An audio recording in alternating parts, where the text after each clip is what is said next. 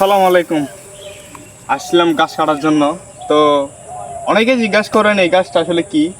এটা হচ্ছে জার্মান গাছ। তো আবার প্রশ্ন করেন যে ভাই আপনারা ওই গাছটা কেন রোপণ করতে পারেন না।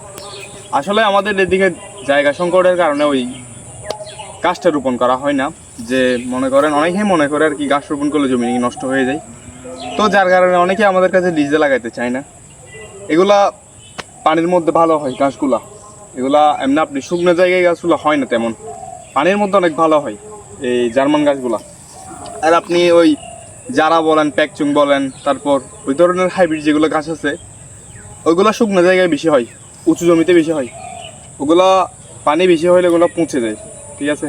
তো আমাদের এদিকে অনেকের একটা ভুল, আসলে এদিকের মানুষের একটা ভুল ধারণা রয়েছে, যেটা হচ্ছে যে তারা মনে করে কৃষি জমিতে ঘাস রোপণ করলে জমি নষ্ট হয়ে যায়, জমি তার দ্বিতীয়বার ধান হয় না। আসলে এটা আমাদের মতো পুরো একটা ভুল কনসেপ্ট। কারণ আপনি কৃষি জমিতে, এটাও একটা কৃষি, ঘাস রোপণ, তো এটা আমার মনে হয় এটা আসলে তেমন একটা ক্ষতি হয় না।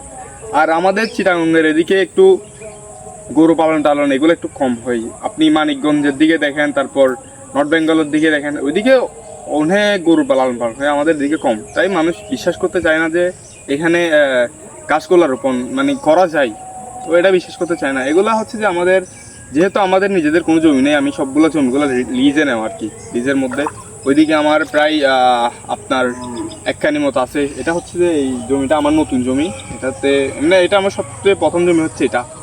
আমি এখানে আসলে এই গাছ কাটতে আসছিলাম, এখন দেখতেছি ওইদিকে যেতে পারি নাই খামারের ব্যস্ততার কারণে। তো এখানে গাছ কাটতে আসি, দেখি পানি বাইরে গেছে আগের থেকে। তো কী করবো, এখানে পানি বাড়লে সমস্যা না, আমাদের পায়ের অবস্থা খুবই খারাপ এখানে। যাই হোক, কষ্ট করতে হবে, সমস্যা নাই, যেহেতু কামার করতেছি। আসসালামু আলাইকুম।